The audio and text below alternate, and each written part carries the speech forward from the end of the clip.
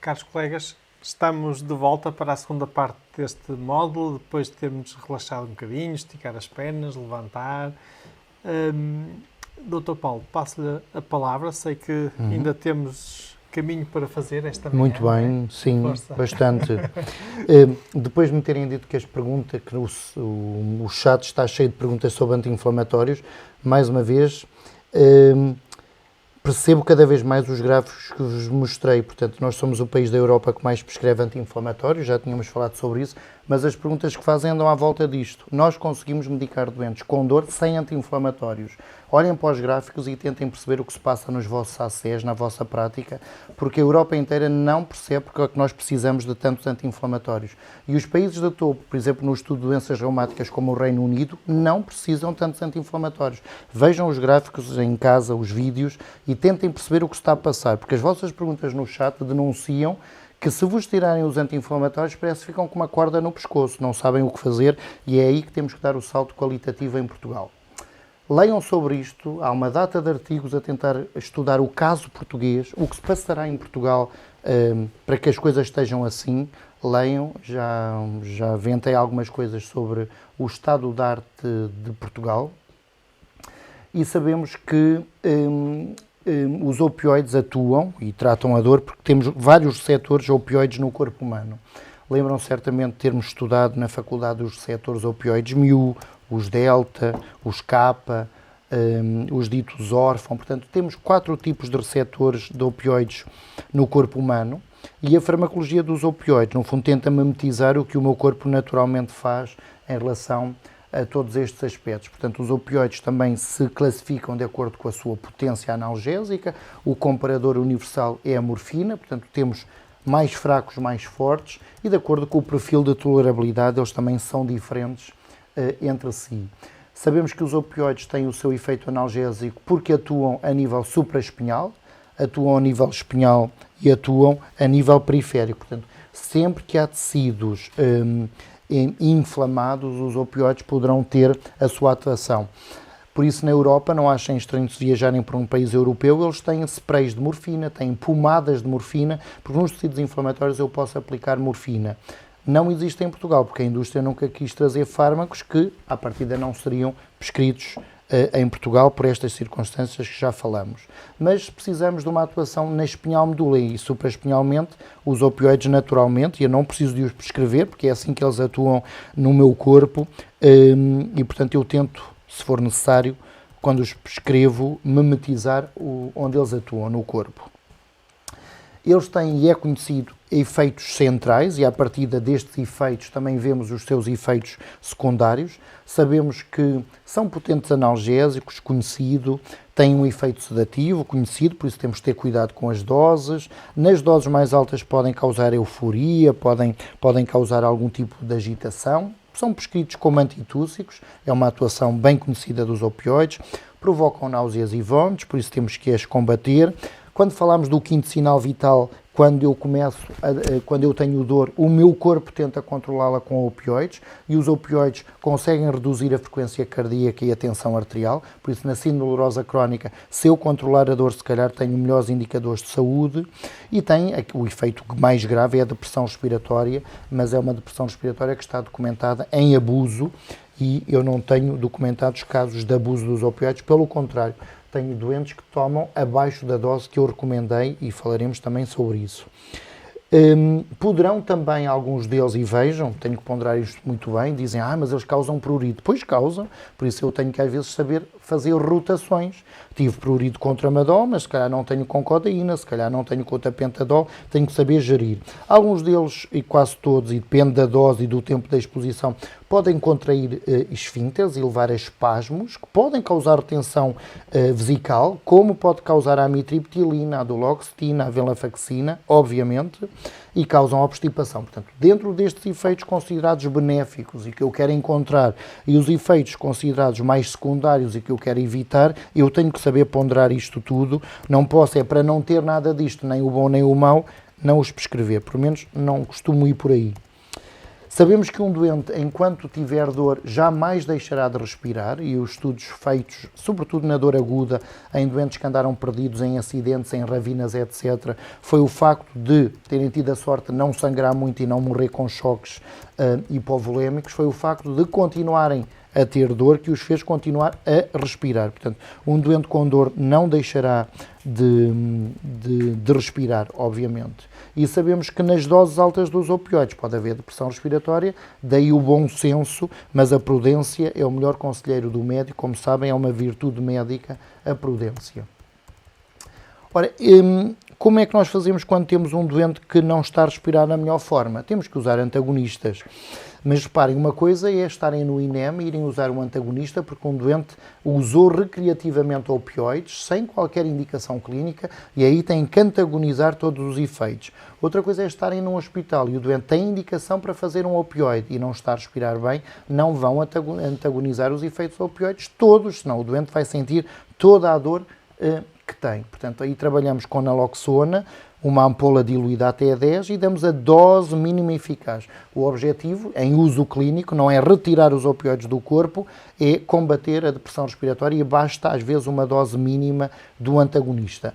Obviamente que se estiverem em âmbitos em que o doente tomou AX, cocaína, heroína, morfina, tudo o que apanhou num saco voluntariamente em uso recreativo, aí tem que antagonizar, porque aí não estão a tratar a dor, foi o doente que quis tomar e aí tem que trabalhar com mais dose de antagonistas. Ok, só um bocadinho, para, digamos, compreendermos e até saber como atuar. Que sinais é que existem para a depressão respiratória? É um doente que está com bradipneia, deixou de respirar, não está a respirar da melhor forma. É a única indicação para naloxona. Não se dá naloxona porque o doente está sonolento, não se dá naloxona porque o doente não responde. Se o doente respirar, não tem indicação para naloxona. Está a respirar pouco, então eu tenho que dar. Portanto, é um doente que tem lentificação do ciclo respiratório, está de saturar e aí tenho que fazer naloxona. Okay. É a única indicação clínica. Por exemplo, em casa do doente, uma visita domiciliária, o que é que podemos avaliar? A frequência respiratória? A frequência respiratória normalmente está muito mais lentificada. Abaixo de quanto é que considera? Um doente que esteja com uma frequência respiratória abaixo de 15, abaixo de 10, na vossa presença, abaixo de 8 e a quase não respirar, tem que fazer um antagonista, se puderem, ou tem que ir para a urgência. Às vezes, estimulando-o é o suficiente para o doente começar a respirar melhor, não é? Porque há doentes que se calhar estão desidratados e o malefício é mais pela desidratação e por doses cumulativas. Às vezes com o estímulo acordam. Se não os conseguirem acordar, não estiver a respirar da melhor forma, aí tem que dar um antagonista. Mas é raro em uso clínico irem verificar isto. Portanto, só num doente que está em sepsis, com uma pneumonia, que já tem algo hipoxemiante e não está a respirar da melhor forma.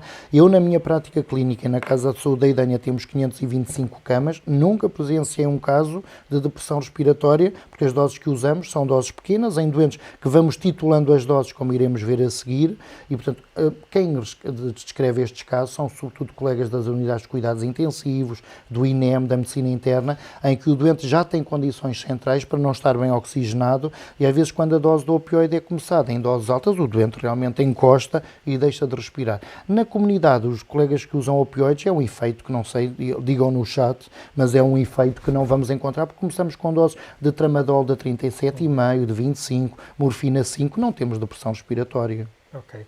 Além da frequência respiratória, há mais algum sinal que pode ser alerta dessa depressão respiratória? Esse é o sinal que nos preocupa. Todos os outros são acessórios. A questão das pupilas, a questão do doente estar sonolento, são acessórios, mas não é com esses sinais que ele tem indicação para fazer o antagonista. Clinicamente está escrito a naloxona só tem indicação na depressão respiratória. Tem um doente mais sonolento, ponham-lhe soros, reduzam-lhe a dose, não tem indicação para o antagonista.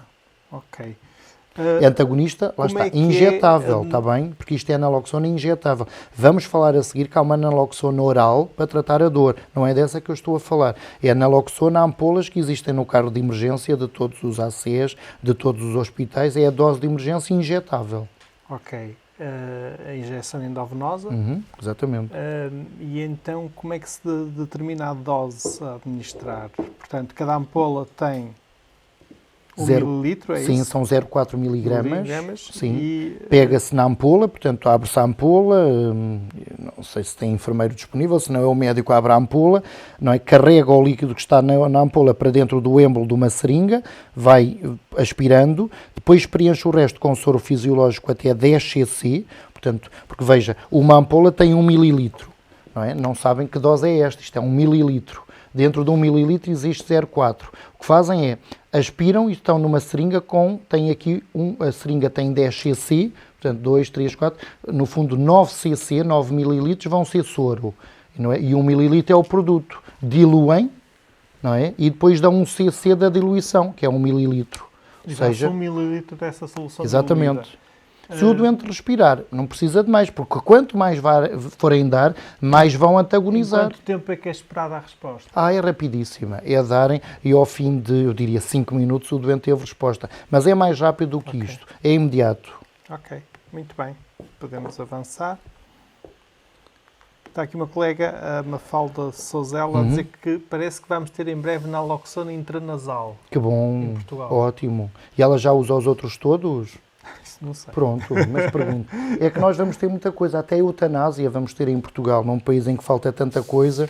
Eu diria, vamos usar o cá Mas usa. Ela tem aqui um outro comentário dela que eu ainda não tinha lido. Oh, que bom. O meu nome é Mafalda, Gosto trabalho muito no dela. CRI em doentes com dependências de opiáceos, alguns a fazer antagonistas com a naltrexona, mas a maioria com metadona ou buprenorfina. Não tenho medo nenhum a opioides, tenho dúvidas na dor não controlada em doentes com agonistas opioides e em qualquer tipo de dor em doentes a fazer antagonista. Pronto, está muito à frente. Obrigado. Ok, podemos avançar? Ora, os opioides dividem-se nestes grupos, como sabem, fracos e fortes. Fraco não, é algo polémico porque... Não sei, eu não quero estar sempre a usar este chavão, porque algumas pessoas provavelmente ofendem-se comigo, mas há colegas que acham que como o opioide é fraco, ouvem o termo fraco e já dizem posso prescrever, não é? Eu já vi numa primeira consulta, claro que não na excelência da qualidade dos colegas que estão-me a ouvir porque estão interessados, mas se calhar noutros, numa primeira consulta, tramadol 200 de 12 em 12 horas, num doente que me disse que veio a fazer isto, tomou um e disse nunca mais tomei. Ora, não é por ser fraco que eu já posso usar uma dose forte. Está bem? Porque vejam, esta dose de tramadol, eu diria que é incompatível com uma existência saudável. Mas como é dito fraco, se calhar o colega ou a colega que prescreveram prefere este porque é fraco, ou seja, é segundo patamar, e se calhar já não prescrevia morfina. 5 de 12 em 12. E os colegas que estão do outro lado e que já fizeram curso e que sabem sobre dor, sabem que esta dose de morfina, que é de terceiro patamar, ou seja, a morfina é terceiro, o tramadol é segundo, mas sabem que esta dose de opioides é muito mais dramática e mais tóxica do que desta de morfina. E eu espero que no final destes webinars, para quem está a chegar a isto pela primeira vez, percebam que o problema não está no fármaco, está na dose do fármaco. Tramadol 200 num doente naif é perigoso, morfina 5 num doente naif, provavelmente não lhe faz nada. Portanto, e tem que sair deste mito dos fracos e dos fortes. Fraco quer dizer que na mesma dose, não é, há de ser mais fraco que o comparador universal, que é a morfina. Portanto, tramadol 10 mg per hoje, nós sabemos que é mais fraco do que morfina 10 mg per hoje. Mas quando fazem cuidados domiciliários, se forem fazer uma visita médica e se o doente vier de um hospital prescrito com morfina 10, se não tiverem morfina 10 em casa, mas se tiverem tramadol, multiplicam por 5 e têm uma dose equipotente. Ou seja, tramadol 50 é igual a morfina 10 sem tirar nem pôr. Façam um estudo nos vossos ACs e perguntem a um conjunto de médicos, prefere prescrever tramadol 50 12 em 12 ou morfina 10 de 12 em 12. Como é morfina, é terceiro patamar de difusão. Que horror tanto! Tramadol é segundo, já dizem pode, mas nós sabemos que isto é igual, sem tirar nem pôr. É equipotente. E com isto o que vos estou a dizer, para ter a mesma eficácia, os mesmos efeitos comparados a uma morfina 10, eu preciso de 5 vezes mais tramadol. Por isso, ele é um opioide fraco. E tem os efeitos todos dos opioides, e o tramadol em Portugal existe isolado, existe em associação, como sabem, com o paracetamol, assim como a codeína está no grupo dos fracos, Codeína pura em Portugal só existe como xarope para a tosse.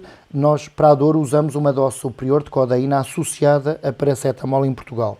Os ditos fortes, fortes porquê? Porque são tão potentes ou mais potentes que a morfina, está ali incluído, por exemplo, o fentanilo, que é 100 vezes mais potente que a morfina, e tem um grupo à parte que não há problema nenhum, se em algumas tabelas o virem, nos ditos opioides fracos, porque ele é 2,5 vezes mais fraco que a morfina em termos de comparações, mas vamos falar dele à parte como fármaco MOR-NRI, para o distinguir do tramadol, que é um fármaco MOR-NRI-SRI, como iremos ver a seguir. Opioides ditos fracos, portanto, vamos falar de tramadol e de codeína. Tramadol, conhecem-no, provavelmente é dos opioides mais usados em Portugal, porque entrou no mercado português sem precisar de receita amarela. Como não precisava da dita receita clássica dos opioides e é fraco, parece que já podíamos prescrever tramadol em muitos doentes. Tramadol, nos doentes saudáveis jovens, é excelente, eu diria nos idosos não vão por aí, não é? Por causa da síndrome serotoninérgica, da vertigem, da confusão. Portanto, cuidado, eu diria, nos mais idosos. Porquê? Porque é um fármaco P450, interfere com os anticoagulantes, com os antiagregantes, com os antihipertensores, com os antidiabéticos orais. Não é o fármaco que nós queremos usar nos idosos, usamos muito nos jovens, sem dúvida alguma. Tem um mecanismo dual, é um agonista mu e é um inibidor de recaptação da serotonina e da noradrenalina. E é aqui que está o malefício do tramadol. Não é pelo seu agonismo mu, mas é por doses crescentes de tramadol levam a excesso de serotonina na fenda sináptica e induzem uma síndrome serotoninérgica, que nos idosos pode ser fustre, pode começar com vertigens, que o doente não tinha, pode começar com uma confusão, até aos casos de tonturas com quedas, com convulsões. Está escrito no produto, no RCM, contraindicado em doentes com convulsão, porque ele diminui o limiar convulsivo. Tem, por isso, um teto terapêutico num adulto saudável que é 400 mg. Se forem uma tabela, vão perceber o que eu vos disse. O teto do tramadol é 400 mg, não é? 400 mg de tramadol já me sabem dizer quanto é em morfina. Se eu dividir uma dose de tramadol por 5, tenho morfina, 80. Não há diferença entre morfina 80 e tramadol 400. E lá está, este é segundo, este é terceiro. Mas estas doses são equipotentes. E é nisto que tem que trabalhar. Portanto, esta dose de morfina vai ter os efeitos adversos desta dose de tramadol, porque são equipotentes.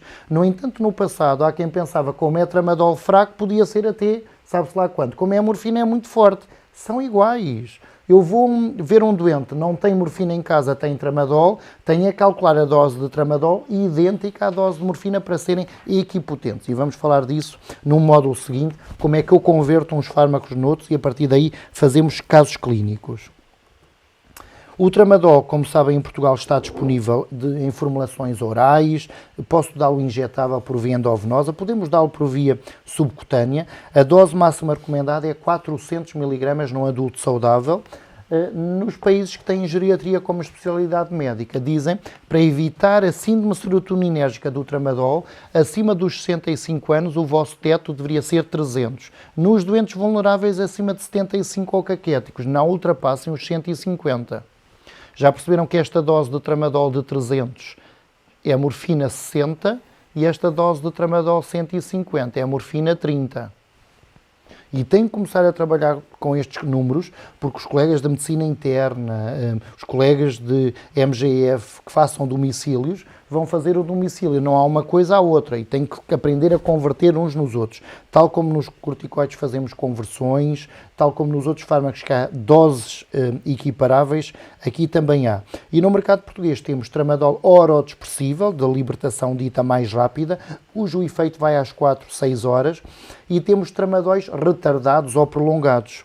E temos tramadóis normalmente de 12 em 12 horas ou de 24 em 24 horas, porque, como vos disse na semana passada, e lá dá, se calhar o trabalho que vão ter na dor não é tanto por estas questões, que para quem está a começar, claro, as equipotências são difíceis, é porque a OMS, como vos disse, obriga-vos a escolher uma estratégia analgésica com efeitos adversos que o doente tolera, mas exige-vos que o esquema seja cómodo. Ora, qualquer pessoa que está em casa, ou seja, onde esteja a ouvir, sabe que é mais cómodo o tramadol uma vez ao dia do que o tramadol de 12 em 12. E a OMS diz, depois de encontrar a dose, doutor, encontra um esquema cómodo. Dir-me-ão depois com esta questão do preço e do PVP, que este pode ser mais barato, mais caro. Não sei, não estou aqui a falar de preços, estou a falar que o esquema tem que ser cómodo. E estão a falar sobretudo de pessoas que já fazem 5 fármacos com esquemas aleatórios, se prescreverem fármacos, seja cómodo. Portanto, é sempre mais cómodo, diz a OMS, planos de uma vez por dia, do que 12 em 12, do que de 8 em 8, do que 6 em 6. Têm que avançar por isso. Por isso percebem, e vamos falar a seguir, que ninguém faz Zaldiar durante um mês. Ninguém faz tramadol nem paracetamol durante um mês, porque a caixa tem 20 comprimidos, porque não é feita para consumo crónico. Têm que escolher, uma vez que estão a falar de dor crónica, consumo crónico, caixas de 30, de 28, o que seja, para consumo crónico. Tramadol mais paracetamol não são caixas crónicas, porque ninguém faz tramadol nem paracetamol durante um ano. Como já quem me conhece, falámos noutros contextos, na Europa em toda a caixa só tem 20, porque é para fazer esporadicamente tramadol, não é para fazer cronicamente. O facto de poderem passar não quer dizer que devem. Esta é a deontologia médica, é exatamente essa.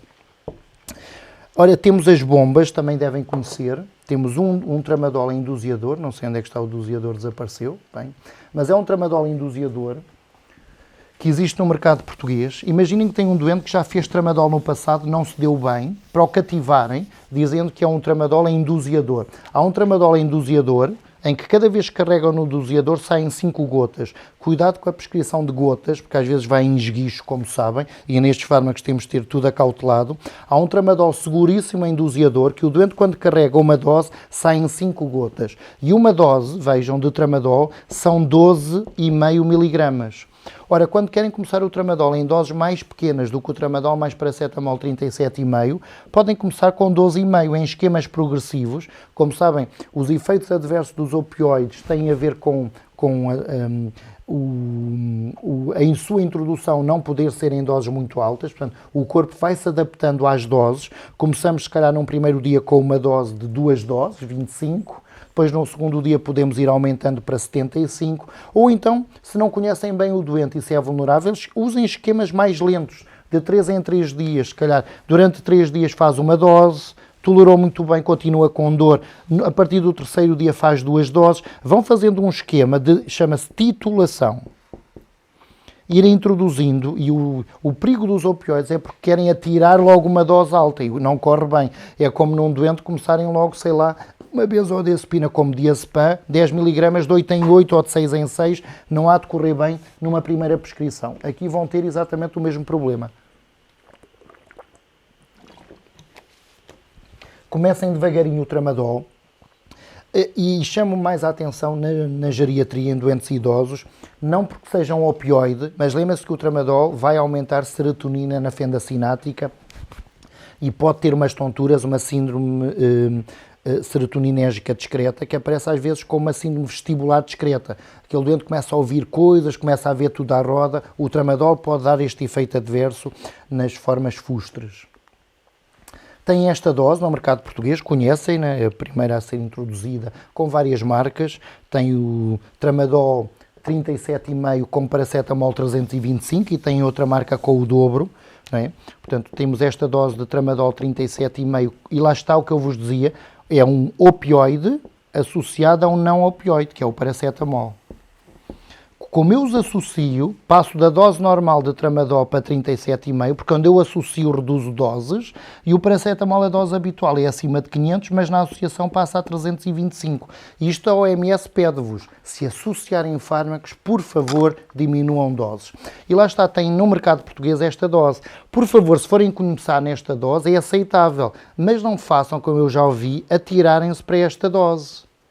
Isto, para mim, perdoa-me dizer, é uma estratégia kamikaze. 75 de tramadol mais 650 de paracetamol que 2 vezes ao dia, 3 vezes ao dia, não vai correr bem. Pois o doente vem dizer que não gosta. Vejam, de repente, estão a dar a um doente que nunca fez tramadol um fármaco central que atua na espinhal medula e atua nos centros supraespinhais, estão a inundá-lo com uma dose de, se forem 2 tomas por dia, estão a inundá-lo com tramadol 150.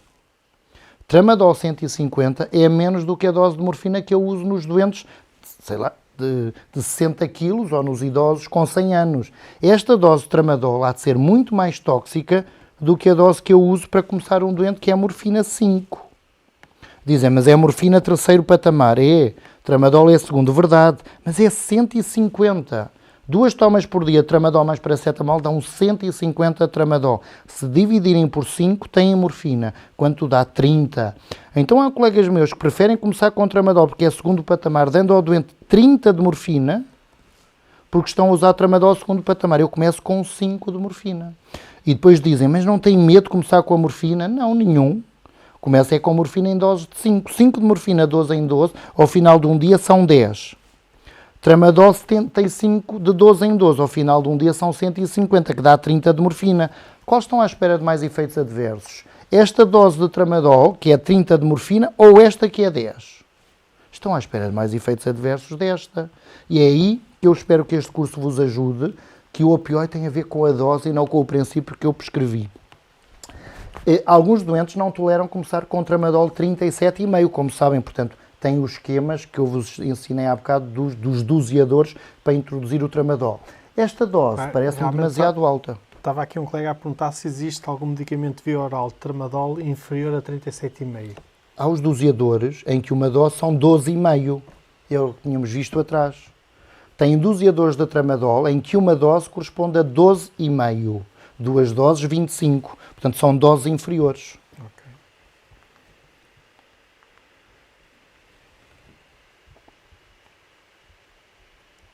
Em relação a estas caixas de tramadol mais paracetamol, vejam também o que diz a regra. As caixas trazem 20 comprimidos. Porque quando é que nós pensamos nestas caixas de associação? Para fazer desmames, eu estou num hospital na medicina interna ou na ortopedia, quero desmamar o tramadol, mando para casa um esquema de tramadol mais paracetamol, se calhar faz um esquema 2-2-2, 2-1-2, 1-2-1, 1-1, 1-1, 20 comprimidos dá para desmamar o tramadol. Estes fármacos precisam de desmame, são fármacos centrais, não se manda um doente para casa que fez tramadol no hospital sem um programa de desmame. E aqui desmamamos o tramadol do corpo humano. Como não podemos parar abruptamente, fármacos centrais como os antidepressivos, as pregabalinas, precisam de desmame, este também. Há doentes que não trazem desmame nenhum do hospital. Quando quiserem descer o tramadol do corpo humano, usem caixas de 20 comprimidos, dá para fazer perfeitamente o desmame. As caixas, como veem, trazem 20 comprimidos e têm que respeitar a dose máxima. A dose máxima de tramadol num adulto saudável é 300. A dose máxima de paracetamol, já tínhamos visto, é 4 gramas. Ora, se as caixas trazem 37,5 de tramadol com paracetamol 325, diz lá que a dose máxima que podem usar por dia são 8 comprimidos, para não ultrapassarem nem este máximo nem este. Mas há doentes que às vezes vão até 10 comprimidos por dia, porque 10 comprimidos de tramadol é 375. 10 comprimidos de paracetamol é 3.250. Portanto, eu não posso ultrapassar num adulto saudável estas doses. Claro que num idoso não queiram ir por aí. No idoso vamos até 300 ou 150. Então, se for um grande idoso, tem que lhe dar indicação, se calhar, para não ir até aos 8-10, que está lá escrito no RCM 8-10, dizem metade, dizem 4 comprimidos por dia, por exemplo. Há um bocadinho disse-nos que esta associação deverá ser usada apenas por prazos curtos. Sim. Para introduzir o tramadol no corpo humano ou para o tirar. Por quanto tempo? A caixa tem 20, portanto, uma caixa dá para isto, para introduzir.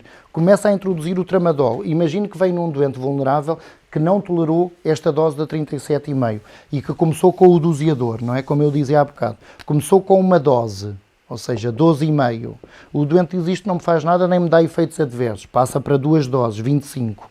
Não me faz nada. Ou então pode dizer, olha, durante 3 dias o meu programa é uma dose. Ao fim de 3 dias passa a 2 doses. Quando passa para 2 doses, dá as 2 doses juntas à mesma hora ou uma dose de manhã e uma dose à noite? É conhecimento com o doente. Se for vulnerável, e se não tiverem grande confiança no doente, se calhar uma dose de manhã, uma dose à noite. Não é? A semivida do produto vai até às 6 horas. Não estão a respeitar a semivida, mas estão numa estratégia cautelosa e de prudência, ver como é que se dá para evitar náuseas e vómitos. Porque se começarem com 12,5 de tramadol, não precisam de metoclopramida nem de domperidona. É uma dose ridícula de tramadol, é muito pequena. O doente fez não é? Continua com dor, dizem, olha, então faz uma dose, 2 doses. Faz 2 doses, 2 doses. Reparem, quando estão em 2 doses, estão em 25 mais 25. É o doente que vos está a dizer que então que já tolera 50. Está bem? E a partir daqui podem ver se com o doente não querem já dar o salto. Aqui era induziador para tramadol mais paracetamol. E já podem pôr, se tolera 50, já se calhar tolera uma dose de 37,5 mais 37,5. Já estamos em 75. E com uma caixa de 20 comprimidos conseguem titular. Imaginem que o doente vos vem dizer que a dor ficou controlada e que não tem efeitos adversos com 2 comprimidos de tramadol mais paracetamol de 8 em 8. Isto dá 37,5, que é quanto tem cada comprimido, vezes 6 comprimidos por dia. Não é? Não sei quanto é que isto dá, ajudem-me nas contas. Quanto é que é? 225, será? Já lhe digo. Quem tem uma máquina super moderna? Eu já lhe digo se 37,5 Vezes 6. 225. 225. Está certo. Então imagina, o doente tolerou isto e foram titulando numa caixa de 20 comprimidos. Está a dizer que está controlado com esta dose. Não vão continuar a passar caixas, porque podem passá-las, mas não é cómodo. Têm em Portugal esta dose de tramadol. Dão um tramadol 200 uma vez ao dia. Ou então podem pôr tramadol 100 de 12 em 12. E vão encontrar caixas de 30 comprimidos. 30 comprimidos é consumo crónico. 20 não é consumo crónico. Isto levanta uma data de celeuma, mas na Europa inteira já não há caixas maiores porque ninguém faz esta associação cronicamente. Ou melhor, ninguém deveria fazer porque eu sei que faz. Podemos avançar? Deve haver muitas perguntas. Mandem-me e-mails. Codeína. Conhecem também a codeína. Codeína é 10 a 12 vezes mais fraca que a morfina. Tem um teto terapêutico. Nos países em que tem codeína isolada, a codeína podemos ir até 360. Em Portugal, a codeína que usamos para a dor é associada à paracetamol. E temos codeína em comprimidos de 30 e de 60, com paracetamol em comprimidos de 500 ou de 1000. Como a dose máxima há de ser a do paracetamol, que é 4 gramas, significa que eu posso fazer, se for desta dose, 4 comprimidos por dia, se for desta dose, 8 comprimidos por dia. Portanto, a dose máxima da codeína em Portugal está determinada pela dose máxima de paracetamol, portanto é 240. É a dose que vão avançar. Esta dose de codeína, para quem acha, a codeína é segundo patamar, esta dose é mais ou menos morfina 20. Portanto, se fizer esta dose de codeína por dia, está a fazer, já lá vamos a seguir, morfina 10 de 12 em 12. O fármaco, enquanto que os tramadóis têm têm a marca Tramal, Tramuron, Tridural, várias, e tem genérico, a codeína não tem genérico, só há uma marca no mercado português que é o Doluron, já devem ter ouvido falar, não temos ainda genérico, mas esta dose de codeína, vão verificar numa tabela, que é igual a uma marca, que é a única que existe de morfina em Portugal, que se chama MST, 10 de 12 em 12. Se fizerem um estudo perguntando a um conjunto de médicos o que é que faz a MST de 12 em 12, dir-vos-á, é muito potente, é muito forte, se calhar só no cancro avançado. A MST de 12 em 12 é 240 de codeína. E é neste racional que têm que começar a pensar que eles transformam-se uns nos outros. Esta dose de codeína, que é segundo patamar, é igual a esta de morfina, que é terceiro. Os efeitos da codeína são todos os efeitos que têm dos opioides. Obstipação, náuseas, confusão mental. Tem um teto, por isto, para evitar tudo o que seja efeitos centrais, tem um teto que, se fosse isolado, é 360. A partir daqui, esperem neurotoxicidade, agitação, delírio. Portanto, estes fármacos são balizados por um teto, não interessa ultrapassar. Em esquemas muito redutores de doentes vigiados, podem fazê-lo, mas não ultrapassem 360 de codeína num adulto saudável e não ultrapassem num adulto saudável 400 de tramadol. São os tetos. Nós, peritos em dor, preferimos usar fármacos sem tetos terapêuticos. Temos mais espaço de manobra, mas começamos sempre, como eu ensinei aqui, começamos sempre por doses ridículas. Está aqui uma pergunta, mas então nesse doente, na qual efetuámos a titulação de tramadol até 200, num doente, por exemplo, de 50 anos... Até 200, porque foi o caso, não é?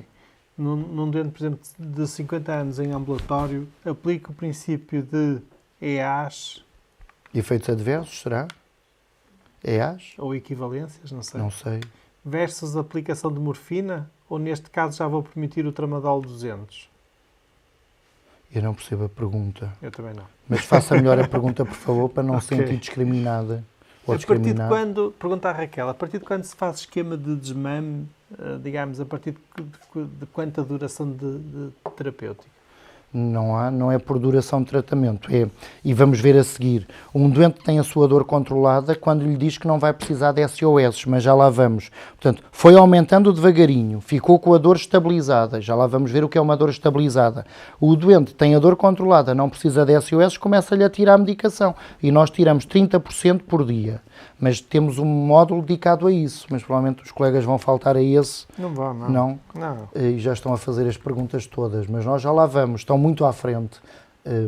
Posso avançar? Pode, sim. Tem esta codeína, que é a única que existe em Portugal, como vos disse, para a dor é codeína mais paracetamol, que é o tal Doluron. Não tenho que ir falando de marcas às vezes para me identificarem, até porque não temos genéricos da codeína mais paracetamol, é esta associação Só que vem está por aqui aqui. uma dúvida muito pertinente.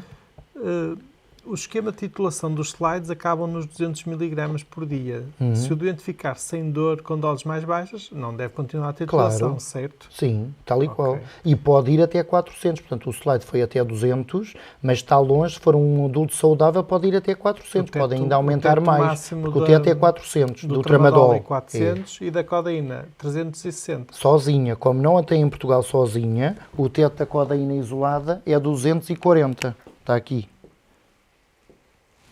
O teto Porque- em associação. Porque ao é o teto do paracetamol. Exatamente. Nós não temos a codeína isolada para a dor em Portugal, só temos esta associação. Em alguns países têm, como não temos, temos que viver com o que temos.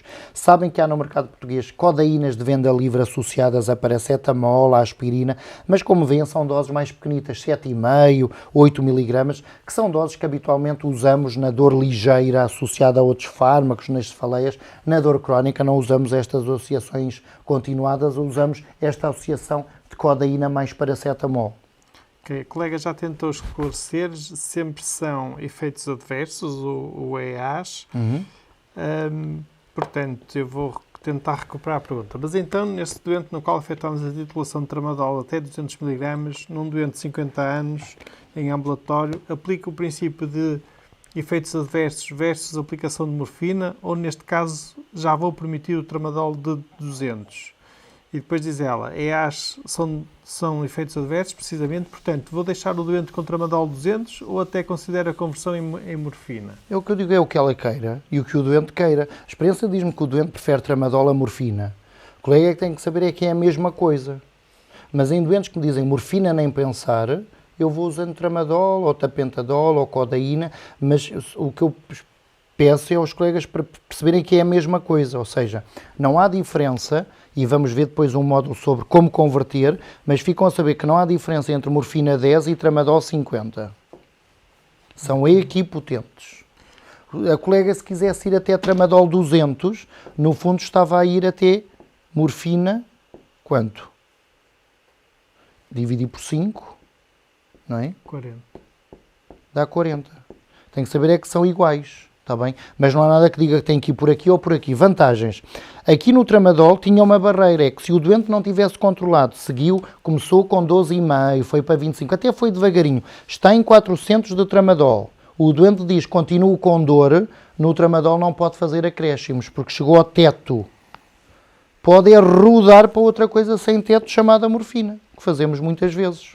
Ok. Pergunta à Luísa Teixeira. Quando iniciamos a introdução de opioides no organismo com tramadol e paracetamol e estabilizamos a dor, devemos passar depois para uma formulação somente de tramadol, certo? Quando fazemos, mantemos a dose de tramadol que estava incluída na associação com o paracetamol, ou não haverá necessidade de aumento da dose para manter o controle dos sintomas, uma vez que se retira o paracetamol? Não, porque o paracetamol retiramos, porque o paracetamol não usamos cronicamente. O paracetamol é um fármaco de dor ligeira, usado nos episódios agudos. Por isso é que uma caixa dá-lhe para titular a dose, não de paracetamol, de tramadol. Quando o doente lhe vem dizer que tolera, não é que tolera o paracetamol, está-lhe a dizer que tolera o tramadol e pode converter numa monoterapia com tramadol. Ok. Exatamente na mesma dose que titulou. Ok. A Sofia, a codeína não tinha um efeito apenas em 10% dos caucasianos por um polimorfismo nos receptores opioides? Sim, muito bem, tal e qual. É o que está aqui. Ok. Estão a ler bem os slides e já sabem a matéria. Então a probabilidade de sucesso é baixa. Nem todos os portugueses conseguem metabolizar a codeína. Eu diria que os peritos que trabalham na dor, e os peritos são todas as pessoas que estão a assistir a este webinar, porque os outros se calhar não puderam ou não estão interessados, têm que saber que a codeína vai resolver alguns casos, mas não todos, por estes problemas todos. E a MGF em doentes polimedicados é provavelmente o analgésico com mais interações farmacológicas P450, sobretudo com o citocromo, com a subenzima 2D6. É uma data de interações com neuroléticos, com benzodiazepinas, com antihipertensores, com antidiabéticos. Nós não usamos muita codeína. Diz que um médico muito opiofóbico começa com a codeína, mas depressa dá o salto, está bem? Vão ter problemas, mas têm que saber que ela existe. E a conversão é mais ou menos 10. Portanto, quando eu estou a usar codeína 30, é como se estivesse a usar morfina 3. É mais ou menos. Portanto, aqueles colegas que dizem 1 miligrama de morfina é muito forte. Não sei, olha, eu dou 3 miligramas, não lhe chamam morfina, porque se chamar morfina o doente não faz. Se calhar chamo-lhe codeína. Okay. Tem que saber estes problemas do metabolismo. Estão a aumentar a dose, o doente diz que não sente nada, se calhar não está a metabolizar o fármaco na melhor forma, não ficam bloqueados a dizer, e agora? Tem 8 fármacos em Portugal para a dor moderada a insuportável. Codeína é um deles. E estou a usar tramadol, codeína, segui com doses pequenitas, fui aumentando. O doente tem os efeitos adversos bem geridos, porque eu estou, e vamos ver num dos modos, como combate a obstipação, como combate a náusea e vômitos, o doente não tem efeitos adversos e diz, olha, eu continuo com dor. Tem posição física e facial de quem tem dor, tem limitação nas atividades de vida diária. Como estão em fármacos com teto, se calhar tem que se lembrar de outras coisas, que são os fármacos sem teto, têm que passar para os ditos fortes. E os ditos fortes conhecem-nos, são a morfina, que é o grande comparador, e se calhar, como é o mais antigo e o mais estudado em medicina baseada na evidência, é o que tem mais robustez de publicação e de evidência, comparado a placebo, comparado a produtos, em estudos randomizados controlados, cegos, duplamente cegos, há imensa publicação sobre morfina. Mas como se chama morfina e muitas pessoas não querem fazer morfina, tem uma data de sucedanos sintéticos e semissintéticos da morfina que andam por aí, conhecem-nos. Não temos ainda todos em Portugal, faltam-nos alguns opioides que existem nos outros países. Temos de trabalhar com os que temos. Temos fentanilo, buprenorfina, hidromorfona, oxicodona e uma associação com um antagonista que é naloxona. São aqueles que se calhar vão lidar, porque são os que temos em Portugal. Claro, em consumo crónico, estou a falar de dor crónica, são os fármacos que estão aprovados em consumo crónico, porque todos eles têm caixas de tratamento mensal até 30 comprimidos, ou então têm os emplastros com caixas de 5 pensos, de 10 pensos, que dá para um mês de tratamento. E vamos ver um destes, vamos vê-los um a um. Morfina. Conhecem é o padrão, posso dá-lo oral, posso dá-lo subcutâneo, posso dar de forma intratecal, posso dar subcutânea, ou seja, posso dá-la de qualquer forma. Existem formulações para a dor crónica em comprimidos e em gotas.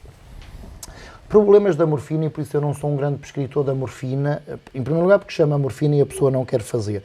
Mas farmacologicamente, se perguntarem a um farmacêutico o que acha de um fármaco com uma biodisponibilidade de 30%, que é o que tem a morfina, vai-vos dizer que é um fármaco datado, e se calhar é um fármaco ótimo nos anos 80, 90, no milénio, mas hoje em dia temos fármacos com biodisponibilidades superiores a 60%, 70%, que nós preferimos. E a morfina, ainda por cima, tem 2 metabolitos ativos.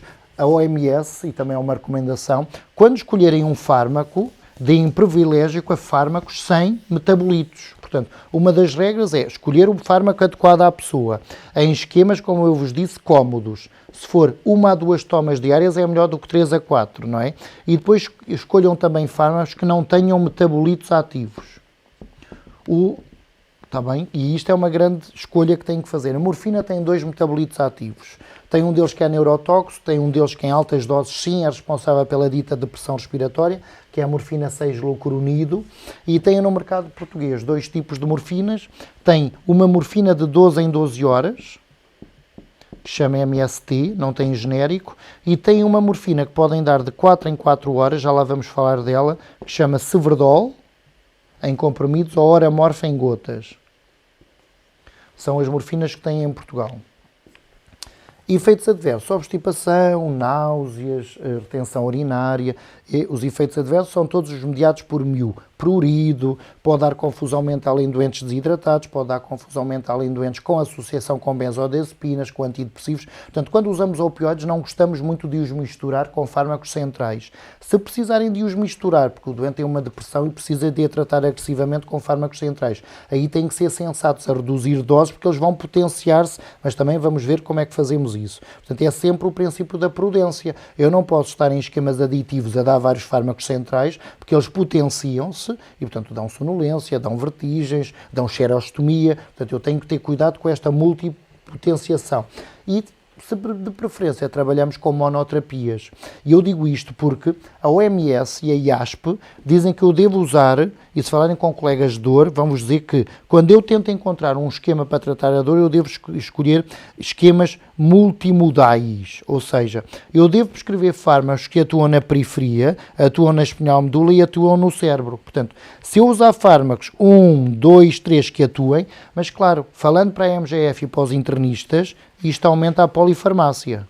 Ou seja, já tenho uma polifarmácia para a dor, junto à polifarmácia para as outras patologias todas, depois tenho doentes com 12, 18, 20 comprimidos, incompatível com a vida humana. Por isso é que eu, quando falo para médicos de família, para pessoas da medicina interna e geriatras, não é? Nós temos tendência a desprezar o que diz a OMS só focada na dor, dizendo, juntem várias misturas em doses pequenas, não é? E depois eu estou a aumentar a polifarmácia e temos tendência a compilar tudo, às vezes em monoterapia. Porque estamos sempre preocupados com a gestão de muitos fármacos. E quando é que a coisa se torna preocupante? Quando os fármacos que prescrevem são P450. Aí vão ter interações que vão ser danosas, diria eu. Dose máxima da morfina não tem, portanto a morfina podem usar até ao infinito. Eu tenho doentes a fazer 1500, tenho doentes a fazer 800, tenho doentes a fazer 10, é aleatório. Sei que à medida que vou no tempo usando a dose, eu entro na tolerância. O doente precisa de mais dose, não é? Mas é uma pseudo-adição.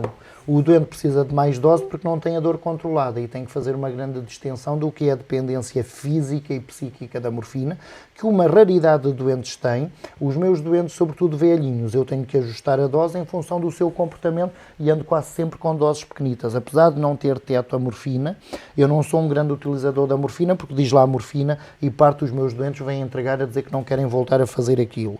Mas tem que saber que existe no mercado português. Tem outro, derivado da morfina, que é um semissintético, que se chama hidromorfona.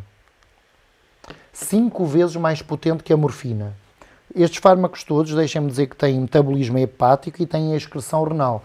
Claro que têm que fazer ajuste de dose e também há um módulo em que vamos falar das comorbilidades. Se houver insuficiência renal e hepática, têm que reduzir as doses, às vezes em 50%. Estou a falar nas doses puras de doentes saudáveis. A hidromorfona, a dose equipotente para a morfina é com um fator de 5, ou seja, e já para terem uma relação daquilo que eu falarei especificamente num módulo com contas e com casos, vimos há bocado que um doente a fazer tramadol 400, teto, é como se estivesse a fazer morfina 80, que não tem teto, posso ir até ao infinito. E posso mudá-la para um fármaco que é 5 vezes mais potente. Não é? Que dá quanto? Ajudem-me. 400. 80 a dividir por 5. É dividir. 5 é 5, 6, 7, 8. Dá 6, será? Sim. Dá hidromorfona 16. Cujo teto é o infinito. Ou seja, 16 de hidromorfona são 80 de morfina, que são 400 de tramadol. Tem que se habituar a pensar desta forma. E hidromorfona é um derivado da morfina. Vantagens. Tem uma biodisponibilidade superior, aqui é 30%, aqui estamos acima de 60%, o que é mais interessante. Este fármaco é de 12 em 12, este fármaco é uma vez ao dia, e lá está, quando as pessoas querem de fluxogramas a dizer o que é que eu escolho, eu não sei, depende do vosso doente. Não é? Se calhar um doente que faz vários fármacos prefere um fármaco uma vez ao dia do que um fármaco 12 em 12, não sei. Mas isto conta para a tomada de decisão. Peço desculpa, não sei se disse, mas às vezes também é difícil para mim estar ao mesmo Claro. tempo a ler o chat e eu ouvir. Pode-se passar do tramadol logo para a hidromorfona? Pode-se dar todos os saltos, desde que não sejam quânticos e que sejam ponderados. E há regras para passar de uns para outros. Vamos ver depois no módulo das Para o colega não desistirem, porque senão não vem a módulo nenhum. Ok. Mais. Hidromorfona 5 vezes mais potente do que a morfina. A excreção renal, metabolismo hepático, efeitos. Vamos ter um módulo só sobre os efeitos, são iguais sempre. Obstipação, sedação, sobretudo se o doente estiver polimedicado com fármacos centrais. Náusea, claro, vejam, não vão obviamente começar com hidromorfona 16, não é? Prescrevem a um doente esta dose, não é? Ora, o que é que estão à espera? Que o doente vá ter os efeitos que tinha com esta dose e esta tramadol. Certamente também não começam com esta dose de tramadol. Pois vêm dizer que é perigoso. Claro, quanto maior a dose, mais efeitos. Quais são? Sedação, náuseas. Comecem esta dose de hidromorfona e o doente não para de vomitar. E depois dizem que é perigoso. Claro, nesta dose, para começar, é perigosíssimo. Porque é esta dose. Vai vomitar sem parar. Agora, se começarem mais atrás, não é? Se começarem na tal dose de 12,5 de tramadol, e forem crescendo, e vão perceber que não precisam de começar em tramadol. Eu posso logo atirar com uma dose pequenita. Já acabam de perceber que esta dose de tramadol, 12,5, quanto é que é em morfina? 2,5. Porque eu divido uma dose de tramadol por 5, porque ele é 5 vezes mais fraco que a morfina, não é?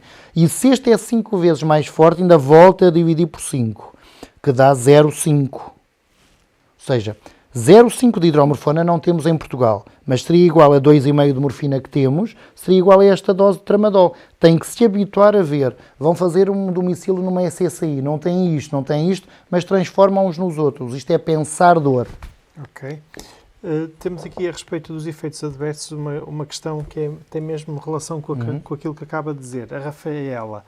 O Dr. Paulo diz que a morfina 10 ou tramadol 50 é o mesmo, porque são equipotentes. Mas em termos de efeitos secundários, é preferível um em relação ao outro? São titulados caso a caso. O que é que lhe vai acontecer com o tramadol? Como é um fármaco dual, vai mexer na serotonina. Eu diria que estou à espera em idosos de ter mais efeitos adversos que o tramadol. Repara, morfina é não P450, tramadol é P450. Morfina é um agonista mu puro, tramadol é agonista mu e é inibidor de recaptação de serotonina noradrenalina. Estou à espera de mais efeitos adversos no tramadol. Ok. No mesmo sentido, o Hugo perguntava, as doses equivalentes referem-se à potência. Sim. Isto é, codeína 100 Sim. é igual a morfina 10. Sim. Mas, e quanto aos efeitos adversos? Também, os efeitos adversos estão dependentes da dose. Não serão inferiores numa dose de morfina mais baixa e superiores numa dose de codeína, tramadol ou outro mais alto? Claro. Os efeitos adversos têm a ver com a dose do opioide. Quanto maior a dose de tramadol, mais efeitos adversos com uma dose baixa de morfina, não é? Se for uma dose equipotente, estão muito parecidos. Mas não podem a desprezar, e é por isso que vamos ver ao pormenor, se eu estou a comparar um fármaco opioide puro com um fármaco que, além de ser agonista mu, também mexe, e é por isso que como é que nós chamamos ao tramadol farmacologicamente? Ele pode ser chamado como um fármaco MOR, porque é um agonista do receptor opioide mu, ou seja, ele mexe lá, mas é um inibidor de recaptação da noradrenalina, mexe lá, e é um inibidor de recaptação da serotonina. Não juntem tramadol com antidepressivos que mexam por aqui. Não é? Então, os puros da serotonina, fluoxetina, citalopram, é o caos, está bem? Porque estão a potenciar efeitos serotoninérgicos, que é o problema do tramadol. E o seu teto tem a ver, ele atua a estes 3 níveis. É um inibidor de recaptação da noradrenalina, um inibidor de recaptação da serotonina e é um agonista do receptor opioide mu.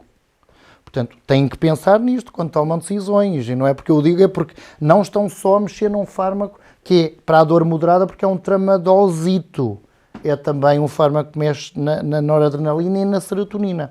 Se adicionarem antidepressivos que também mexem por aqui num idoso, provavelmente ele vai cair e fazem um ótimo estudo de quedas. Do ponto de vista de perfil de interações medicamentosas, quais são aquelas que normalmente colocam mais risco? São as que estão mediadas pelo citocromo P450, seja 2D6, seja 3A4. Fármacos P450 são para doentes saudáveis. E a MGF tem muitos doentes saudáveis. Eu não tenho, só me calham doentes. Se só tenho doentes, não estou a mexer em P450. Estou a optar por reações hepáticas de fase 2 que não estejam dependentes do P450. Por exemplo, acaba de falar e dar o exemplo dos inibidores de recaptação de serotonina, os antidepressivos, e que muitas vezes até são usados e hoje em dia são a primeira linha também em situações de ansiedade crónica. Se calhar são daquelas interações mais comuns com estes fármacos. Extremamente comum. Por isso é que nós, peritos em dor, em paliativos e em geriatria, não nos metemos por caminhos apertados. Não vamos juntar um antidepressivo com fármacos como o tramadol ou como a codeína. Aí optam por exemplo, suspender gradualmente o antidepressivo. Ou por diminuir a dose do antidepressivo. Basta diminuir, porque eu vou dar uma colmatação, que também vai lá tocar. Às vezes reduzimos para introduzir. Ou optamos por outro fármaco mais seguro. Okay. A questão da segurança é extremamente importante. Ok. Um conselho prático que eu dou aos colegas é que, no fundo, quando introduzimos estes medicamentos, sobretudo estando eles já a fazer outros medicamentos, ou às vezes até polimedicados, é daqueles casos em que vale a pena nós irmos usar aquelas aplicações que nos veem as interações automáticas de medicamentos, tipo o Medscape Drug Reference ou o Epocrates, em que claramente obtemos o perfil de interações que está em causa, e inclusive normalmente vem o perfil de interações por nível de risco, ou seja, diz-nos quais aquelas interações que realmente são mais delicadas e que temos mesmo que suspender um dos medicamentos, e quais aquelas que será suficiente, por exemplo, uma monitorização.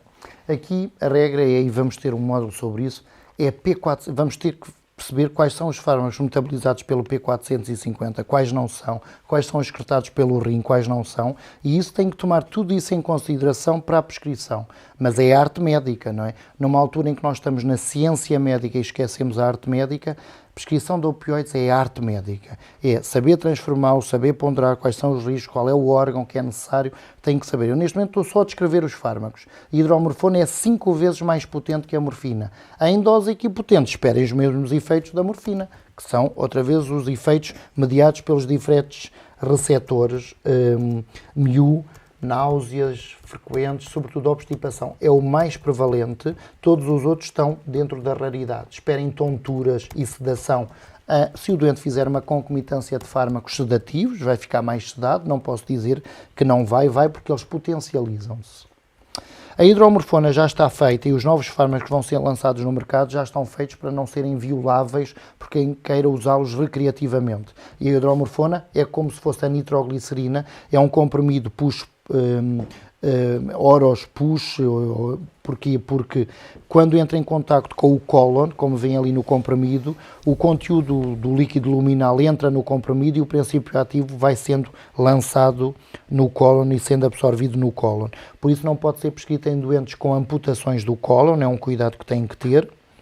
Outro fármaco que existe é oxicodona, que em Portugal existe isoladamente, a oxicodona, também existe isoladamente numa marca chamada Olbet, e existe numa associação com o seu antagonista, que é a naloxona, numa marca chamada Targin.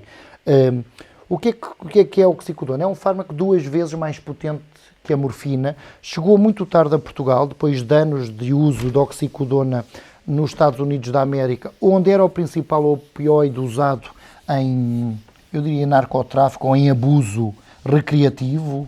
Muitos atores, como sabem, e estrelas de rock, era o fármaco que usavam, oxicodona, e portanto em Portugal não tem grande repercussão a oxicodona, há um certo receio, apesar de ser um excelente fármaco, 2 vezes mais potente que a morfina. Como é um fármaco obstipante, lá está, em doses equipotentes da morfina é 2 vezes mais potente, há uma associação que tem lá a naloxona, mas é diferente daquela naloxona injetável que falámos. Quando o doente toma a associação oxi-naloxona, esta, como é por via oral, é toda metabolizada e sai nas fezes, à exceção de 3%. 3% ligam-se ao receptor mu do intestino e, como se liga ao antagonista, o receptor mu fica bloqueado e o doente tem um trânsito intestinal, diríamos, melhorado. Há uma redução da obstipação de 18% a 36%, mas não é um substituto do laxante. O doente tem que fazer laxantes na mesma. Como tem lá oxicodona, e a maioria dos doentes vai ler para a net, e a oxicodona tem um grande abuso internacional, não é um fármaco muito usado em Portugal, mas tem que saber que existe e é dos mais usados por aí, ou era 2 vezes mais potente que a morfina, com os efeitos conhecidos. Tem aquelas doses de 5, de 10, de 20 que correspondem a 10 de morfina, a 20 de morfina, a 40 de morfina, e vamos depois comparar isto tudo mais à frente. E temos transdérmicos, já ouviram falar nos transdérmicos que existem em Portugal, temos 2, temos a buprenorfina, que é um fármaco 75 vezes a 100 e tal vezes mais potente que a morfina. Eu uso um fator de conversão 75 que me facilita as contas, mas estamos, como vos disse, nos fármacos mais potentes que a morfina. Tem uma vantagem a buprenorfina para os médicos de família e para os internistas: a excreção é eminentemente biliar e não renal. Portanto, nos insuficientes renais, é o fármaco, se calhar, com insuficiência renal determinada, é o mais usado. É um transdérmico, de 4 em 4 dias. É útil na dor nociceptiva e tem estudos na dor neuropática. Por alguma razão, os colegas que trabalham com quem abusou de fármacos opioides e que estão em programas de reabilitação podem fazer a buprenorfina sublingual de vez em quando, porque a buprenorfina é um fármaco agonista-antagonista. O facto de ser agonista mu e antagonista kappa faz com que tenha menos efeitos adversos centrais, portanto, menos sedação, menos confusão, menos delírio, e seja um fármaco predileto em esquemas de reabilitação de doentes que abusaram de opioides. Era um fármaco maldito nos anos 90 por ser um agonista parcial, era olhado de lado, até que os geriatras perceberam o facto de um doente fazer um agonista mu e um antagonista kappa fazia com que houvesse menos efeitos adversos, nomeadamente para aqueles que ainda têm medo, a questão da depressão respiratória. Portanto, não tem casos registados de depressão respiratória, por isso quem está nas clínicas de reabilitação tem permissão para ir fazendo os comprimidos em SOS, em esquemas de PRN, e os nossos doentes a fazer buprenorfina, sobretudo os idosos que a fazem transdérmica, estão muito bem controlados para aqueles que têm insuficiência renal. Porque os outros usam sobretudo fármacos orais, porque a OMS diz isso mesmo. Se o doente tiver via oral, eu devo beneficiar a via oral.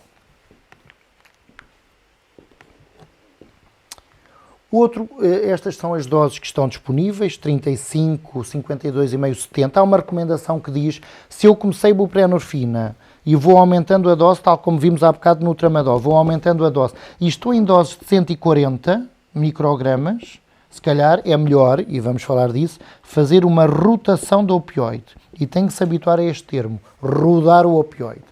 Quando eu estou a aumentar uma dose e o doente diz, doutor, eu não sinto absolutamente nada, mas o que eu sinto é aumento dos efeitos adversos, rotação do opioide.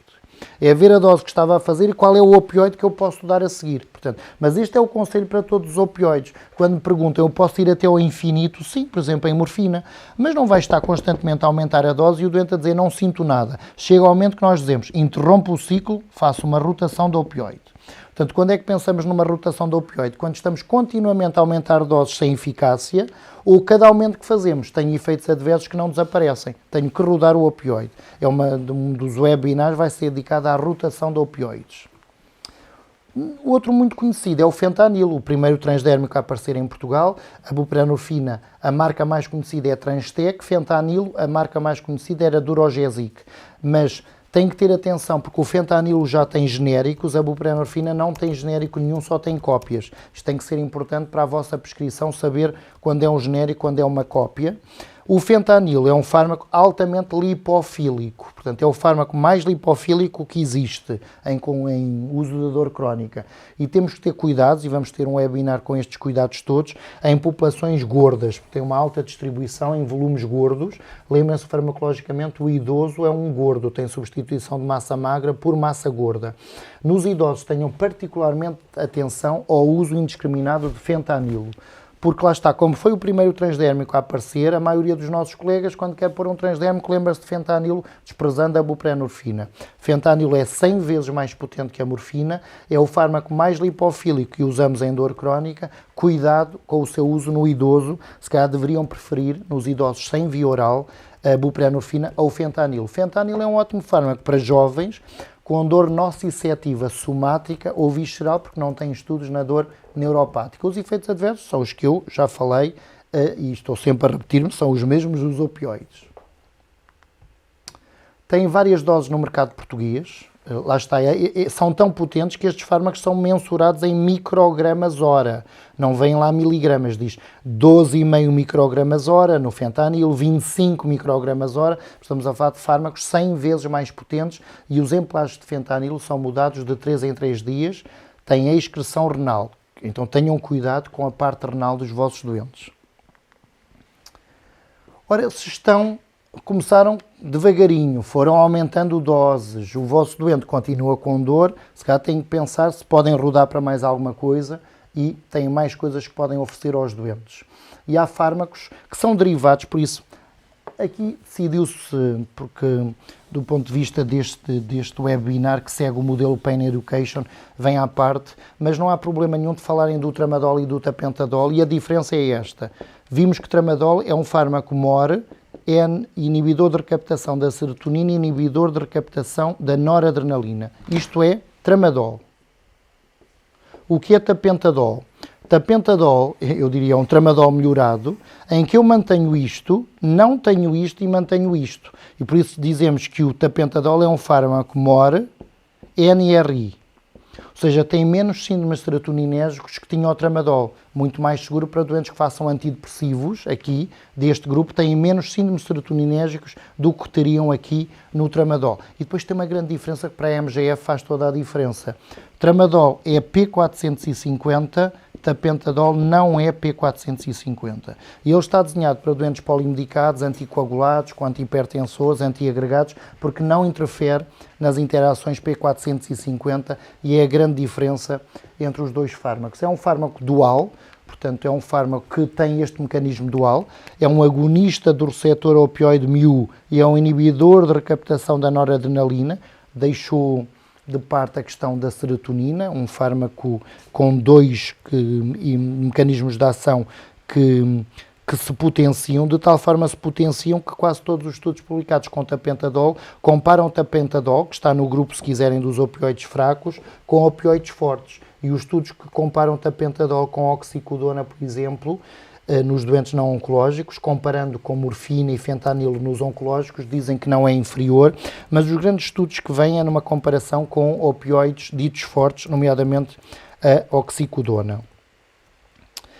E tem esta combinação, como eu vos disse, como é um inibidor de recaptação da noradrenalina e também mexe no receptor opioide mu, há uma eficácia combinada, uma sinergia destes dois mecanismos que faz com que alguns livros falem do tapentadol como sendo também um opioide dito forte, porque consegue ser tão eficaz como os fortes, mas nas tabelas vão vê-lo comparado à morfina sendo 2,5 vezes mais fraco. O facto de ser mais fraco na comparação que a morfina também seduz alguns médicos que estão a começar nesta área, sentem-se mais tranquilo por usar fármacos ditos mais fracos. E faz esta coisa que tínhamos falado em dois mecanismos de ação, portanto, na fenda cinática, como vimos na semana passada, o que vai fazer? Vai aumentar a concentração de opioides, portanto, é um agonismo mu-opioide, e vai também chamar para a fenda cinática noradrenalina e não serotonina. Por isso, os doentes foram bem monitorizados, e uma das coisas que me perguntam sempre é como ele mexe na noradrenalina, como é que está a frequência cardíaca e a tensão arterial. Nos estudos estas questões foram avaliadas e, portanto, é extremamente segura e faz com que tenha um teto terapêutico de 500. Portanto, eu posso aumentar tapentadol até 500. E também vão perceber outra coisa. No tramadol, eu posso aumentar até 400. No tapentadol, posso aumentar até 500. Portanto, no Palexia, que é a marca, não há genéricos. Mas vão perceber uma coisa. Quando eu estou em 400 de tramadol, vão perceber que eu estou em 200 de tapentadol. E o teto do tramadol de 400 equivale a meio caminho do tapentadol. E isto tem conquistado os internistas, ortopedistas, médicos de família, porque quando estão bloqueados numa dose, é como se estivessem a meio caminho de um fármaco que eu posso ir até 500. E isto tem seduzido também as pessoas que gostam de trabalhar com fármacos ditos mais fracos que a morfina. Tem este mecanismo de ação, portanto, quando esta estratégia combinada faz bloquear a via ascendente e ajudar a via descendente, mas esta ajuda da via descendente, ao contrário do tramadol, não está dependente da serotonina, por isso tem menos efeitos serotoninérgicos e tem menos síndrome serotoninérgica, particularmente nos idosos. tem esta ação MOR-NRI, como eu vos disse, combinada. E para mim, como internista, o que é tentador, e como geriatra e paliativista, eu diria que o que é tentador é esta parte hepática. Não mexe no citocromo, o seu metabolismo não é P450, como era no tramadol, é não P450. E também não está dependente das proteínas plasmáticas na sua taxa de ligação, que o tramadol tinha mais alta e que aqui é muito mais baixa, portanto não tenho que fazer ajustes de dose em função da hipoalbuminémia dos doentes, e está mais seguro em doentes polimedicados, estão muito mais seguros com tapentadol do que estavam com tramadol. E há muitos ensaios clínicos, não vamos ter tempo de os ver a todos, sobre tapentadol, e os primeiros que foram publicados, e também vos aproveito para comparar a um fármaco que não tem mexido muito em Portugal, que é a oxicodona, porque a maioria dos estudos publicados com tapentadol, ele é comparado à oxicodona, dizendo que é mais eficaz, com menos efeitos adversos. E se forem ler a literatura que está publicada, e se na PubMed puserem estudos de tapentadol, vão encontrar os estudos que comparam tapentadol a placebo, são 3 braços normalmente na maioria dos estudos, e que dizem que o braço que fez tapentadol conseguia ter mais redução da dor, cá em baixo vem que a dor foi descendo ao longo do tempo, mais do que, obviamente, no grupo do placebo e da oxicodona. E em doentes, os estudos foram feitos em doentes com artroses da anca, do joelho e a lombalgia crónica, e, portanto, mais eficaz, com menos efeitos adversos. Obviamente, quando eu comparo um fármaco mais fraco que a morfina com um que é 2 vezes mais potente, estaria à espera então de ter mais segurança, menos efeitos adversos. E esta segurança aos efeitos adversos é diminuída em 52% versus oxicodona, e numa altura que a Europa e o mundo falavam do abuso de oxicodona, este fármaco veio dar, se calhar, assim, um novo alento para a prescrição, uma nova estratégia de abordagem. O tapentadol também consegue combater aquilo que vão ler na literatura, que é o ciclo vicioso da dor, que é ter um doente que tem dor e eu vou-lhe aumentando a dose, aumento-lhe a dose e diz que tem efeitos adversos, reduzo a dose, portanto, permite que com doses pequenas eu tenha logo eficácia no tratamento, com poucos efeitos adversos e, como eu vos disse, em esquemas cómodos, é um fármaco retardado de 12 em 12 horas, pode ser prescrito. Também chama a atenção, e faço questão de falar disto, tenho visto uma data de problemas em relação a isto. Alguns doentes, como têm dor intensa, há colegas que decidem passar as doses maiores. Ora, quando é para começar o tapentadol no corpo humano, começa sempre com doses pequenas, como se começa com todos os opioides. E aqui devo dar-vos a minha experiência pessoal e se calhar saltar um bocado do que foi feito em ensaio clínico e se calhar recomendo-vos a fazer isso. Leiam os estudos clínicos com tapentadol e vejam, e se calhar os que estão do outro lado e que já participaram em ensaios clínicos, sabem que nos ensaios clínicos há linhas telefónicas, há e-mails, há investigador principal contatável. O que foi feito no tapentadol e é considerado seguro é começar com 50 de 12 em 12. E outra coisa que foi estudada é de quanto em quanto tempo eu posso fazer ajuste de dose, e foi demonstrado de 3 em 3 dias. Só que ensaio clínico é seguro, podem ir por aqui, exceto se forem os doentes muito idosos, não vão por aqui. Em ensaio clínico o que fizeram, começaram com 50 de 12 em 12, passado 3 dias duplicaram, puseram 100 de 12 em 12, passado 3 dias triplicaram, puseram 150 de 12 em 12. Não vão tão depressa, está bem? Porque aí tem que vigiar o doente, se calhar mais... Num saudável conseguem. Eu não vou por aí, e normalmente começo com 50 à noite, passado 3 dias se tiver dor, ponho 50 de manhã, 50 à noite, passado 3 dias se tiver dor, ponho 50 a 100, sou mais lento a aumentar. Portanto, como vos disse, eu prescrevo bastantes opioides, mas sou muito mais prudente do que aquilo que está publicado em ensaio clínico, porque eu não estou no ensaio clínico. Estou na minha realidade, não consigo ver o doente às vezes no dia seguinte, às vezes só consigo ver o doente passado 15 dias ou passado um mês e, portanto, sou muito mais lento a fazer acréscimos.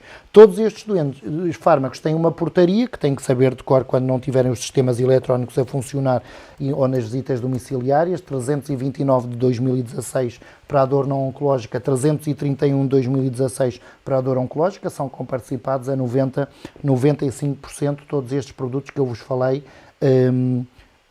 aqui, exceto o tramadol e a codeína, que são comparticipados a 37,5%. Outra questão importante é esta da dor episódica. Eu estava a tratar um doente e estava-lhe a tratar a dor de base, mas o doente vai tendo episódios de dor e diz-me, doutor, quando desço escadas, quando tuço, quando ando nas máquinas e vou tendo dor, o que é que eu posso fazer? E o médico tem que ter esta preocupação, também iremos falar sobre isto num webinar, que são os PRNs, ou os SOS se quiserem. Em todos os livros de dor e de paliativos vão encontrar o latim. PRN significa pro renata, e se forem estagiar noutros países ninguém prescreve em SOS. SOS não quer dizer nada, aliás quer dizer uma coisa, nós fizemos um estudo com 50 doentes, perguntámos o que é SOS e estamos em Portugal e o que é que eles haviam de dizer. E se o que está prescrito em PRN for opioide, é uma coisa que eu vou buscar quando estiver na última.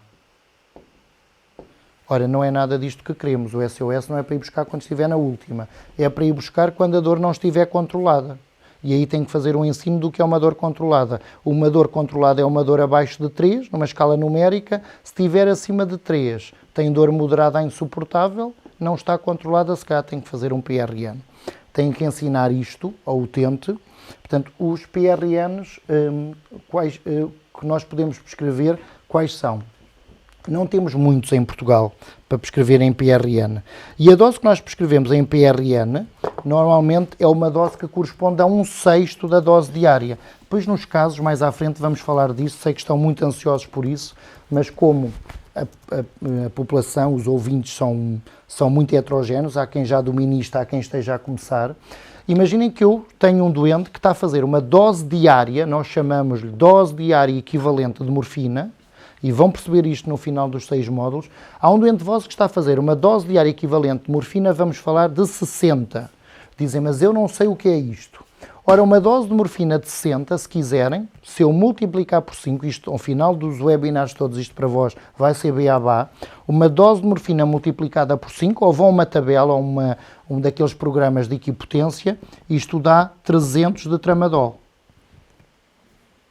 Qual é a dose de resgate? A dose de SOS, se quiserem, ou de PRN, corresponde a 1/6 da dose que eu autorizei o doente a fazer. Então, se eu lhe autorizei a fazer uma dose de 60, a dose de resgate é 1/6. Então, um doente que possa fazer uma dose de morfina de 60 pode fazer 10 mg em PRN.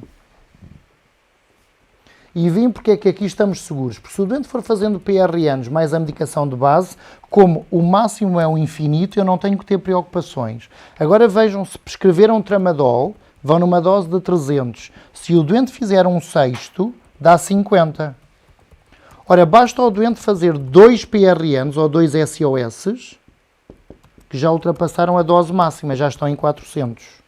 E é o problema que temos com estes fármacos ditos fracos, é que rapidamente alcançamos o teto, sobretudo no tramadol. Como no tapentadol podem ir, não é? Quando estão em tramadol 300, estão em tapentadol 200 e podem ir até 500, têm mais espaço de manobra.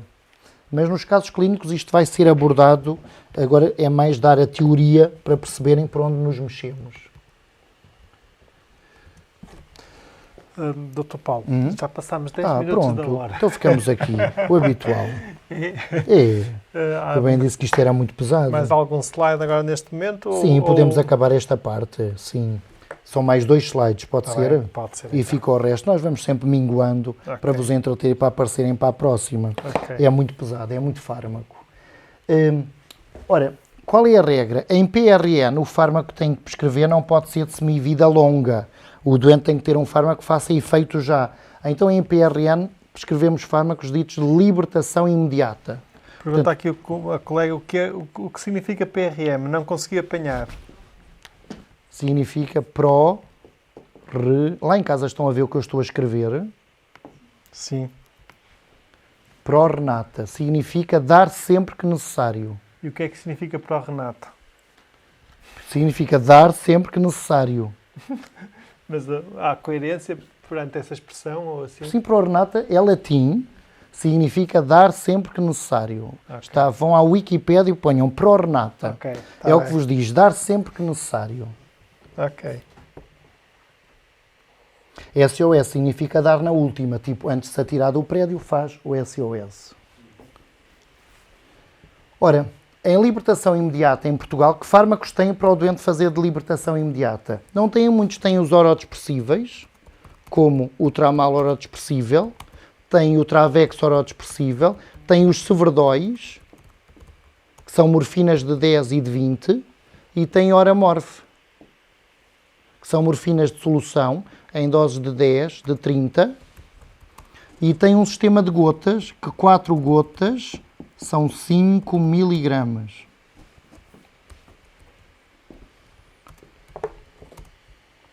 E uma das colegas dizia, então se o doente tiver dor irruptiva, o que é uma dor irruptiva? Como o próprio nome diz, é uma tradução, se quiserem, eu acho que boa, do inglês, breakthrough, é aquela dor que atravessa, que irrompe, não estava a contar com ela, vem de repente, e como vem de repente, preciso dar fármacos ultra rápidos. Os fármacos ultra rápidos, e um dos colegas já falou disto, são derivados do fentanilo.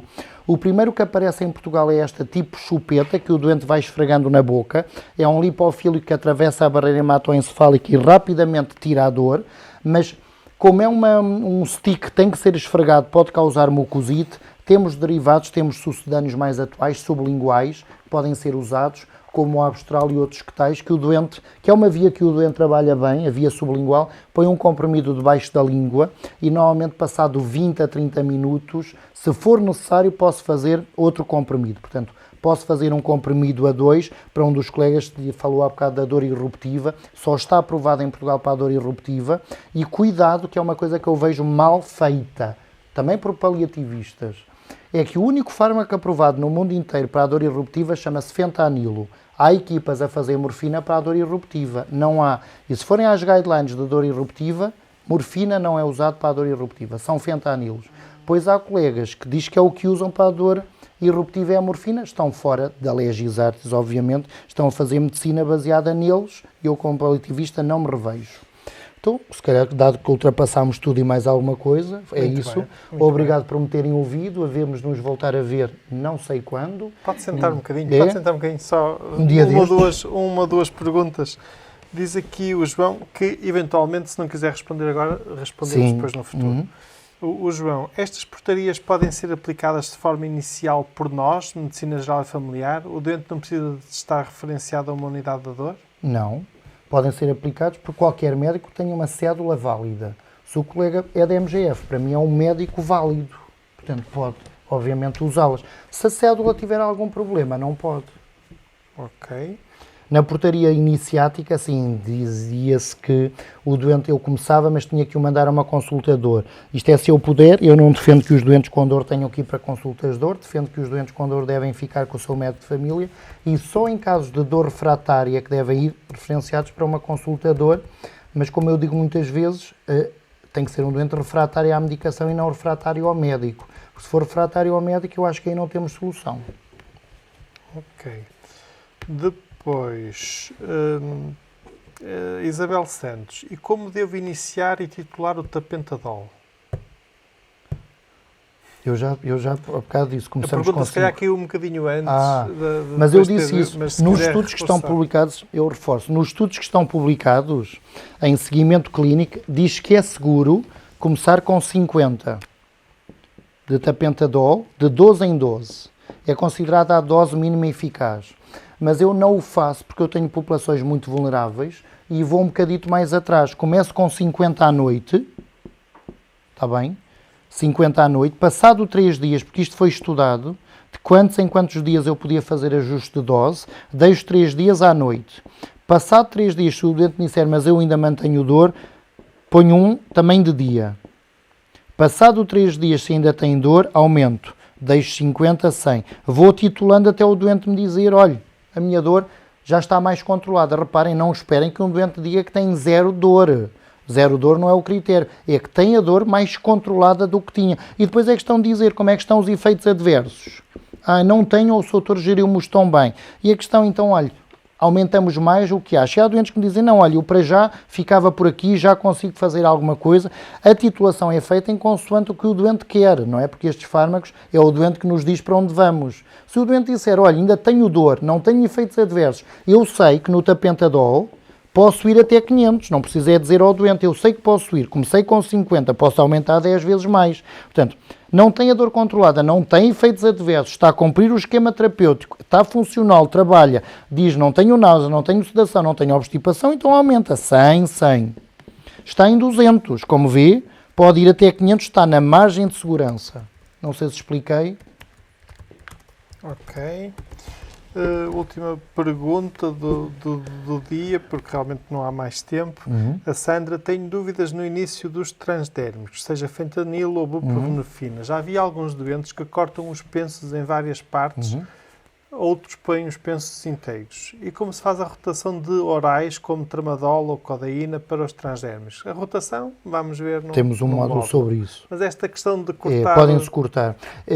No início, quando apareceram os primeiros transdérmicos, aliás, até se via que havia um líquido lá por dentro, mas que rapidamente alguém decidiu utilizar esse líquido para outras coisas, e neste momento é uma matriz que pode ser cortável. E, portanto, podem ser cortados. Vai ser difícil recortarem o fentanil porque ele é muito pequenino, mas a buprenorfina tem 5 cm por 5 cm a dose mais baixa, e isso é uma questão que vamos ver na rotação. Vai perceber que não há, e é uma coisa que às vezes os internos me dizem, mas não sei se o meu orientador me deixa. Vão perceber que se eu cortar um penso de buprenorfina em 4, e vão ver numa tabela, 1/4 de buprenorfina, lá está, buprenorfina, pelo menos 75 vezes mais forte que a morfina. 1/4, ou seja, é a dose do segundo patamar, porque 1/4 de buprenorfina equivale a tramadol mais paracetamol de 12 em 12 horas. Ou seja, ter 37,5 de 12 em 12 ou de 8 em 8, 3 tomas por dia, e passar a um penso que é colado de 4 em 4 dias, para mim há uma grande diferença. E pode cortá-los, 1/4 dá isto. Não tem que vir aqui para depois ir para aqui. Pode logo numa consulta começar isto. Mas também vamos falar de como começar logo com transdérmicos quando falamos de equipotências. Mas pode começar logo com transdérmicos. Eu não recomendo é que num doente naif comece logo com fentanil 50 ou com buprenorfina 35. Não vai correr bem. Depois não venham dizer porque é um opioide. É começarem num doente com captopril 150 ou 200. Não vai correr bem. Ok. Só mesmo mais esta. A Inês, é recomendado que o fármaco PRN seja da mesma substância do analgésico de base, certo? Não. Isso era outro mito que nós tínhamos. Pensávamos que o receptor mu estava ali ávido de receber a mesma coisa. O receptor mu tolera qualquer coisa que seja agonista mu, portanto, tolera qualquer fármaco. E é um dos problemas que temos em Portugal, e à medida que os colegas que estão do outro lado vão ficando mais alertados para isso, vão exigir que apareçam mais fármacos em Portugal. Em todo o mundo, para cada fármaco retário, existe um fármaco rápido, ou seja, tapentadol rápido, hidromorfona rápido, oxicodona rápido. Com a opiofobia portuguesa, a indústria não quer trazer esses fármacos porque, me diz, arriscamos é que ninguém os prescreva. Então, rápidos em Portugal temos muito poucos. E é aí que à medida que os colegas vão entrando neste mundo, vão ver a nossa limitação. Só temos rápidos em Portugal, tramadol e morfina. Não temos mais nada. E depois temos para a dor irruptiva os fentanilos, mas não temos mais nada. Na Europa, e é por isso esta pergunta, o médico prescreve tapentadol, depois tem o tapentadol em SOS. Prescreve oxicodona e tem oxicodona. Hidromorfona e tem hidromorfona. Somos tão opiofóbicos que não há nada disso. Ok. Muito bem. Colegas, queria recordar, por favor, não se esqueçam de fazer o controle de presença final deste módulo, está bem? Já partilhei várias vezes o link. Também queria recordar a importância de vocês atualizarem digamos, o vosso mail e os vossos dados no sistema do MailChimp, da nossa newsletter, que é o sistema de base que nós usamos para comunicar convosco, quer enviar-vos informações e e-mails relativas aos nossos cursos, quer depois para vos enviar os certificados. E por isso, devido, digamos, à nova Lei Geral de Proteção de Dados, se vocês não efetuarem um consentimento expresso a permitir que nós efetuemos essa comunicação, eu não vos conseguirei enviar, por exemplo, o certificado no final deste curso. Por isso, é realmente de vital importância, até para, digamos, a continuação do nosso projeto do MG Familiar e do Dr. Share, que façais essa atualização. Eu enviei um mail a meio desta semana, enviei ontem um mail para os inscritos no curso e hoje de manhã para os colegas em geral da nossa newsletter, com informação sobre esse aspecto. Se algum de vocês não recebeu esse mail, por favor espreitem na caixa de spam ou promoções, porque às vezes os mails enviados através do MailChimp podem ir ter à caixa de promoções, de atualizações, de spam. Espreitem e se estiverem no spam, por favor, façam o favor de dizer que não é spam, está bem? É outra forma que têm de me ajudar, porque isso ajuda, de certa forma, a aumentar o reconhecimento dos sistemas de mailing automático como os nossos mails não sendo de spam. E se algum de vocês, a qualquer altura, quiser deixar de receber os nossos mails, é livre de o fazer, mas também peço um favor, não ao desinscreverem-se dos nossos mails, por favor não digam que se desinscrevem porque era spam, porque aí estão-nos a prejudicar e aí realmente mais algumas pessoas vão deixar de receber os nossos mails nas caixas de entrada. Agradeço a vossa ajuda e também lembrem-se do seguinte, se desinscreverem, nós depois não conseguimos submeter os certificados, está bem? Por isso nós precisamos realmente desse sistema de mailing para vos fazer chegar estas informações. Dr. Paulo, muito obrigado. Deve estar cansado. O gosto é sempre meu. Deve estar mesmo cansado porque foi uma manhã muito intensa, com muita informação. Eu hoje até o interrompi menos do que, por exemplo, no módulo passado, porque me percebi que havia realmente muito conteúdo para se passar e por isso imagino que esteja cansado. Agradeço-lhe muito a formação que nos deu e passo-lhe a palavra também para se despedir dos colegas. Antes disso, já me esquecia. Lembra-se das canções que ganharam a Eurovisão antigamente? Algumas, sim, mas não me façam um teste, que eu não sei. Aleluia, de Israel, lembra-se? Sim, lembro. L'Oiseau et l'Enfant, Também. de França. Ein bisschen Frieden, da Alemanha. Non ole pas, de Itália. Eu lembro-me desse, assim. De Giola 50, ou assim uma coisa. Destas, qual era a sua preferida? Qual era a primeira? Aleluia, de Israel. Eu acho que era essa, Il Oiseau et l'Enfant, não é? L'Oiseau et l'Enfant, Sim. que era cantada por uma mulher portuguesa. Era? Exatamente. Não sabia. Foi a primeira portuguesa a ganhar a Eurovisão, mas pela França. Muito bem. Quem era? Marie, qualquer coisa. Olha, não sabia. O que nós aprendemos nestes webinars. É verdade, é verdade. Percam. E passo-lhe a palavra para se despedir dos colegas. 70% dos colegas também preferiu o Aleluia de Israel. Foi, muito bem. Por isso está em sintonia Muito bem. na escolha da música. Eu queria agradecer a vossa atenção. Eu acho que estão mais cansados do que eu. É muita informação. Porque estes webinars acabam por não ser uma atualização. Para muitos é uma aquisição nova, para outros poderá ser uma epifania, porque é uma forma de pensar de forma diferente. Portanto, acredito que estarão mais cansados do que eu. Para mim, nem sempre é trabalho, é algo de lazer, de saber que há um conjunto de pessoas que estão do outro lado num sábado de manhã a ouvir e a tentar mudar e construir todo um plano para beneficiar os vossos utentes, é para isso que nós trabalhamos. Não estou muito preocupado com os slides que faltam, porque aquilo que ficou para dar foi dor neuropática e nós no próximo módulo vamos abordar a dor neuropática e cada vez que falarmos de uma patologia vamos falar de fármacos e, portanto, vamos introduzir os fármacos de dor neuropática, por isso não fiquei muito preocupado. Estou extremamente preocupado com a dor musculoesquelética, porque sei que muitos de vós estão carentes com a dor musculoesquelética, mas ficam surpresos para ver quantos slides eu tinha sobre dor musculoesquelética, só tinha um slide. No ICPC2 vão ver que dor musculoesquelética é uma coisa que está mal classificada, não é? A dor musculoesquelética, ou melhor, o sistema musculoesquelético aparece no capítulo L, em que podem atirar para lá tudo, desde doenças agudas a doenças crónicas, e desde as tendinites às miosites, à osteoartrose, à artrose do joelho, à síndrome da coluna cervical, à síndrome da coluna lombar. Vão perceber que dor musculoesquelética é uma construção médica que não quer dizer nada, quer dizer que o doente tem dor ou no músculo, ou no esqueleto, ou no tendão. E como é que se trata este tipo de dor? Que parece que as pessoas põem uma data de chavetas a dizer é tão complexo. A dor musculoesquelética, o tratamento depende de como é que a classificaram. Se calhar é uma pergunta para a TPC, como é que classificam a dor musculoesquelética? Porque se a classificarem bem, veem que só precisam de um slide para falar dela, não precisam de mais nada. Quando estão por aí uma data de derivações, a pensar que eu trato a osteoartrose do joelho, diferente da síndrome da coluna cervical, diferente da síndrome da coluna lombar com irradiação dolorosa, se acham que para isto dá um tratamento, Então precisam de estar presentes no próximo webinar e nos outros todos, porque não perceberam nada daquilo que eu disse no primeiro, é que não estão a classificar bem a dor. Porque a dor musculoesquelética é eminentemente uma dor nociceptiva somática profunda. Como é que se trata uma dor nociceptiva somática profunda? Com analgésicos, sejam opioides ou não opioides. Se tiver um componente neuropático, ou os fármacos vamos falar da próxima vez. Portanto, não tratam bem a dor se não a classificarem bem. Mas vamos começar por aí para a semana para verem que eu tinha um slide sobre dor musculoesquelética que vos vai desencantar.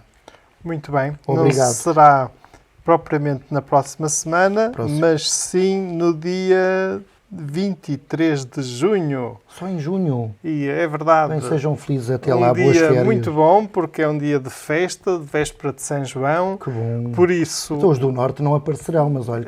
Aparecem, porque o São João só começa a partir da tarde, de manhã é mais arranjar a casa e tal, preparar para a família chegar. Podíamos fazê-lo lá. Mas hoje, à noite, à tarde, temos São João nos Aliados. Dia 23 de junho, próximo módulo, voltamos a ter São João. Para quem é de Braga, tem Rampa da Falperra. Para quem é do país e do mundo, tem Eurovisão em Lisboa. Meus caros, um grande abraço. Obrigado por tudo. Obrigado pelo vosso interesse e participação. Um excelente fim de semana para vós, para as vossas famílias. Agora descansem, relaxem um bocadinho. Até à próxima. Tchau. Boa tarde.